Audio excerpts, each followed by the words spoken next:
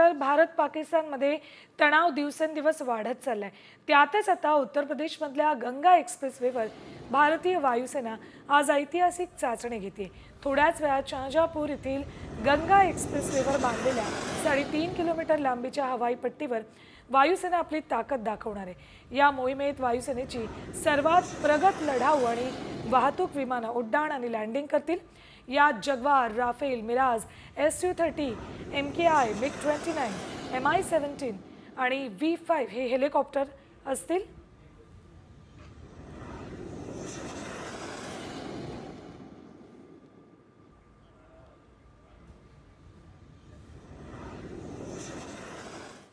थोड्याच वेळात आता ही चाचणी घेतली जाणार आहे।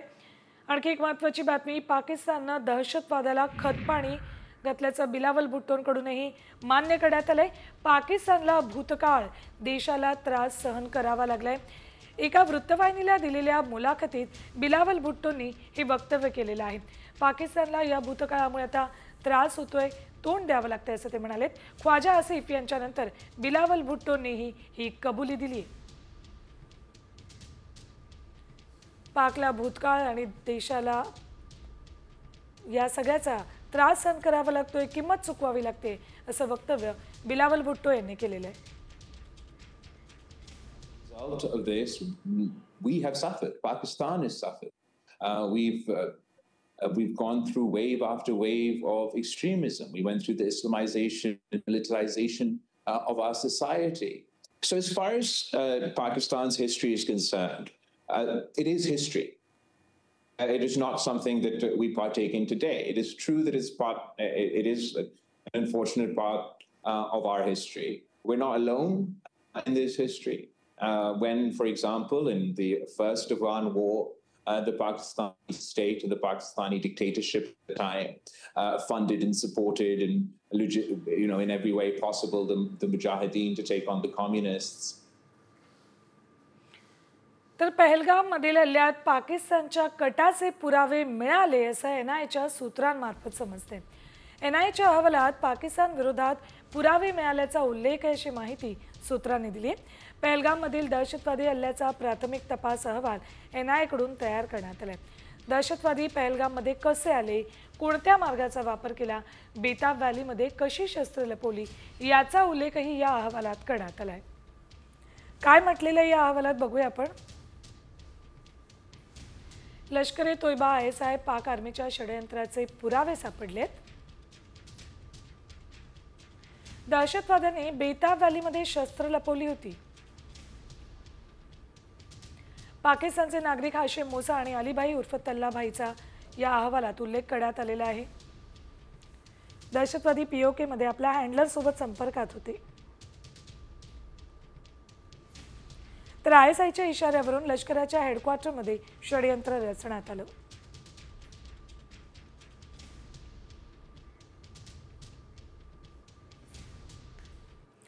तर श्रीनगरमध्ये एनआयचे DG सदानंद दातेंनी अधिकाऱ्यांसोबत आढावा बैठक सुरू केली आहे।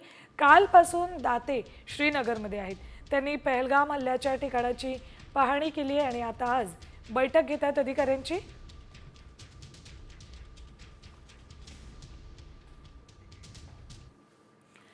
पहलगाम सोबतच काश्मीरच्या घाटीत रक्ताचा सडा पडण्याचा दहशतवाद्यांचा प्लॅन समोर आलाय। मात्र किती पर्यटन स्थळ दहशतवाद्यांच्या निशाण्यावर होते त्यावरचा हा स्पेशल रिपोर्ट। अल्लाहू अकबर, अल्लाहू अकबर।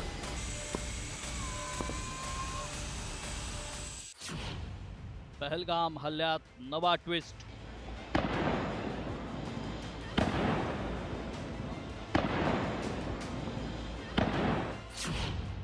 दहशतवाद्यांचा प्लॅन सामच्या हाती।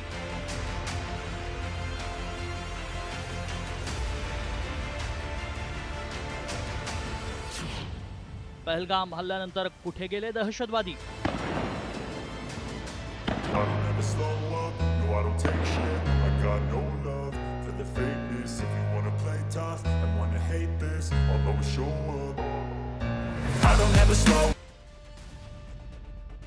पहलगाम हल्ल्याबाबत एनआयच्या तपासात मोठा ट्विस्ट समोर आलाय।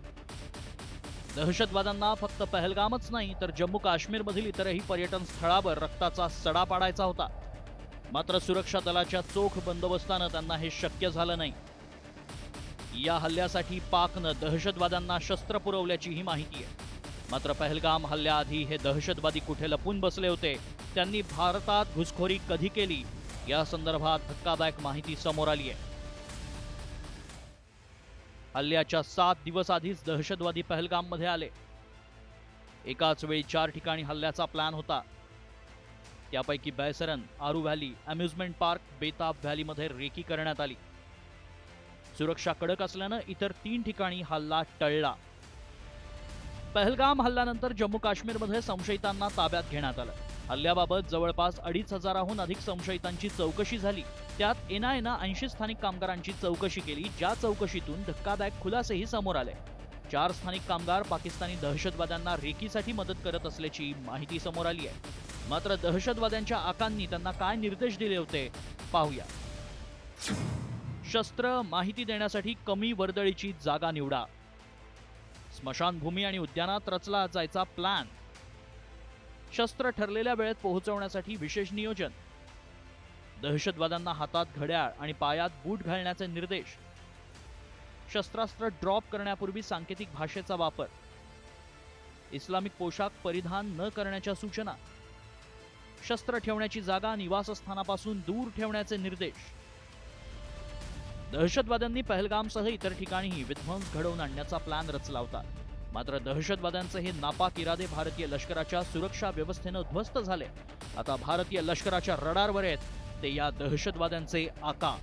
ते कोणत्याही बेळात लपलेले असू दे, त्यांना शोधणार आणि ठोकणार, कारण ये नया भारत है. ब्युरो रिपोर्ट, साम टीव्ही. तर इकडे भारत पाकिस्तान विरुद्ध आणखी एक कडक निर्णय घेण्याची शक्यता आहे. केंद्र सरकार लवकरच पाकिस्तान बरोबरची पोस्टल सेवा थांबवण्याचा निर्णय घेण्याच्या तयारीत आहे. पाकिस्तानला कडक संदेश देणं आणि त्यांच्यावर दबाव वाढवणं हा यामागे मुख्य उद्देश आहे. 1971 मध्ये भारतानं पाकिस्तानवर युद्ध सुरू केल्यावर तत्कालीन पंतप्रधान इंदिरा गांधी यांनी पाकिस्तान बरोबर डाक सेवा बंद केली होती.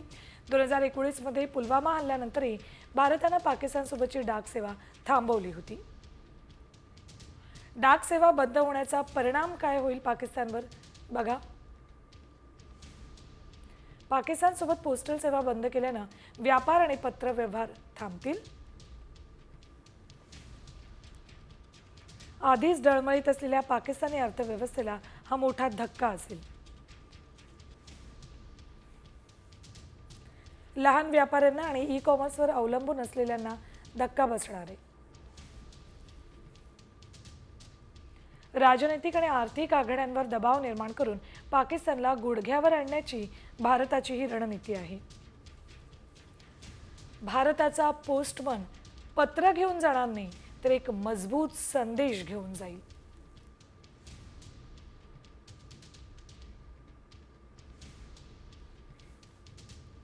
यानंतर बातम्या वॉर 50. पाकिस्तानच्या कुरापती अजूनही सुरूच आहेत. पाकिस्तानकडून LOCवर पुन्हा गोळीबार करण्यात आलाय.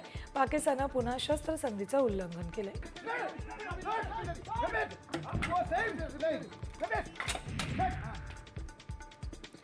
राजस्थानच्या जैसलमेरमधून एका पाकिस्तानी गुप्तहेराला बेड्या ठोकल्यात. सुरक्षा एजन्सीने याला महिनाभरापूर्वीच अटक केली होती. पठाण खान असं पकडण्यात आलेल्या आरोपीचं नाव आहे. आरोपी पठाण खान पाकिस्तानी गुप्तहेर एजन्सी ISI सोबत काम करायचा. त्यांना भारत पाक सीमेलगत असलेल्या संवेदनशील भागांची माहिती पाकिस्तानला पुरवली. पाकिस्ताननं FM रेडिओ स्टेशन्सवर भारतीय गाण्यांवर बंदी घातली. त्यामुळे यापुढे पाकिस्तानी FMवर भारतीय गाणी ऐकू येणार नाहीयेत. पाकिस्तान ब्रॉडकास्ट असोसिएशननं हा निर्णय घेतलाय.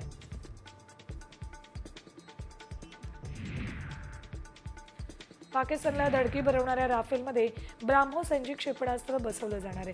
त्यामुळे राफेलची मारक क्षमता आणखी वाढणार आहे. ब्राह्मोस एनजी क्षेपणास्त्र वजनानं हलकं, वेगवान आणि तितकंच घातक आहे. ब्राह्मोस एनजी क्षेपणास्त्र हवा, जमीन, समुद्र आणि पाणबुडीवरून डागता येणार आहे. पहलगाम हल्ल्यानंतर भारतावर सायबर अटॅकचा धोका निर्माण झालाय. भारतावर 10 लाखाहून अधिक वेळा सायबर हल्ले करण्यात आलेत. पाकिस्तानसह अन्य देशांमधील भारतीय वेबसाईट्स आणि पोर्टल्सना लक्ष्य करण्यात आले. अनेक हॅकिंग गटांनी इस्लामिक गट असल्याचा दावा केलाय.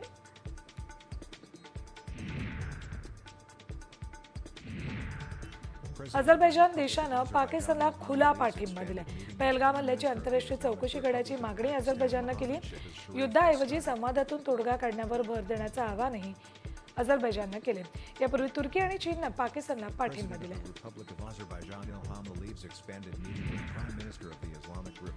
भारताकडून हल्ल्याच्या भीतीनं पाकव्याप्त काश्मीरमध्ये भीतीचं वातावरण आहे. पीओकेमध्ये पर्यटकांना प्रवेशबंदी करण्यात आली. जवळपास 1000 मदरसे बंद करण्यात आले. हॉटेल्स, गेस्ट हाऊसमध्ये सैन्य पाहायला मिळते.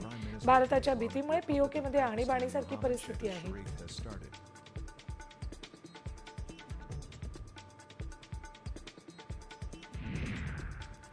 बिलावल भुट्टो पुन्हा एकदा बरळलेत. सिंधू नदीचं पाणी रोखलं तर भारताविरोधात युद्ध सुरू होईल अशी धमकी त्यांनी दिली.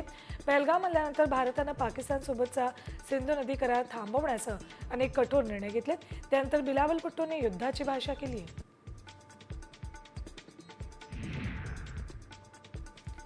हाफिज सईद पुन्हा एकदा भारताच्या रडारवर आलाय. हाफिज सईद मोस्ट वॉन्टेड दहशतवादी आहे. सध्या तो पाकिस्तानी सैन्याच्या कडेकोट बंदोबस्तात राहतोय. त्याच्यावर अमेरिकेनं 50 कोटींचं बक्षीस जाहीर केलंय. लष्कर ए तोयबाचा संस्थापक हाफिज सईद हा 2008च्या मुंबई हल्ल्याचा मास्टरमाइंड आहे.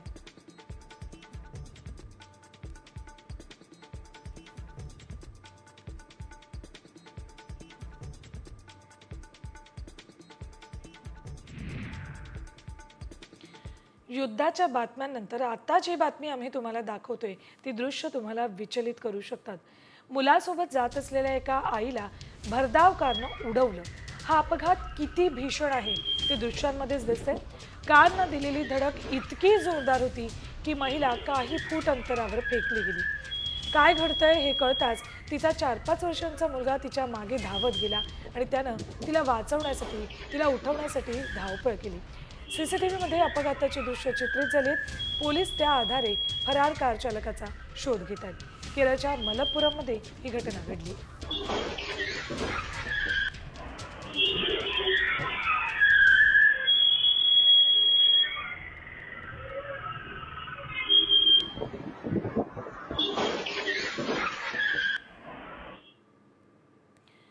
तर रायगडमध्ये पालकमंत्री ध्वजवंदन कार्यक्रमाच्या निमित्तानं संजय राऊत आणि भरत गोगावलेंमध्ये जुंपल्याचं पाहायला मिळालं. रायगडचं पालकमंत्रीपद गावगुंडांकडे असता कामा नये असं म्हणत राऊतांनी पालकमंत्रीपदाच्या वादावर गोगावलेंना टोला लगावलाय. तर आम्ही जनतेच्या हितासाठी गावगुंडगिरी करतो, राऊतांना आपल्या आघाडीत बघावं असं प्रत्युत्तर भरत गोगावलेंनी दिलं. आणि सन्माननीय मंत्री महोदय,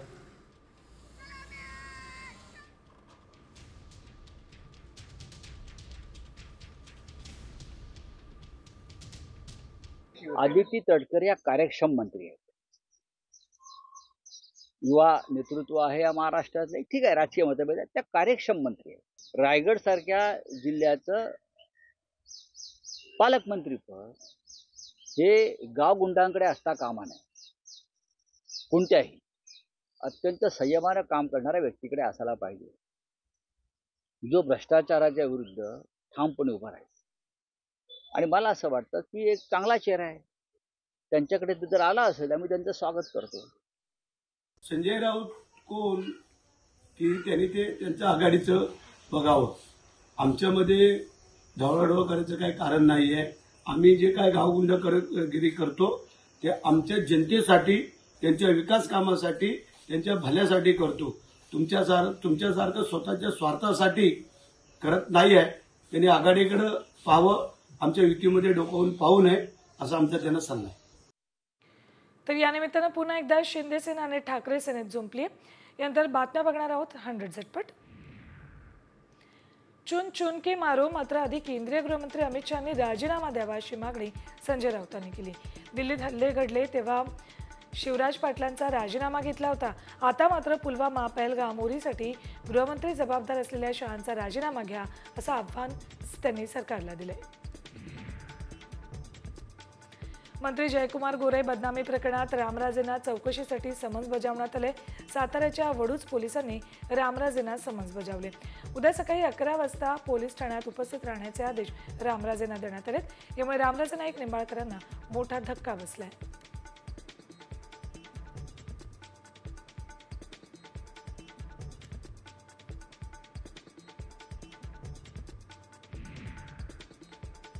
आगामी स्थानिक स्वराज्य संस्था निवडणुकांमध्ये भाजपचा झेंडा क्रमांक 1 वर राहिला पाहिजे. निवडणुकीत कुणावरही अवलंबून राहायची वेळ येऊ नये असं विधान खासदार अशोक चव्हाणांनी केले. अप्रत्यक्षपणे त्यांनी स्वबळाचा नारा देत शिवसेना आणि राष्ट्रवादी या मित्रपक्षांना आव्हान दिल्याची चर्चा सुरू आहे.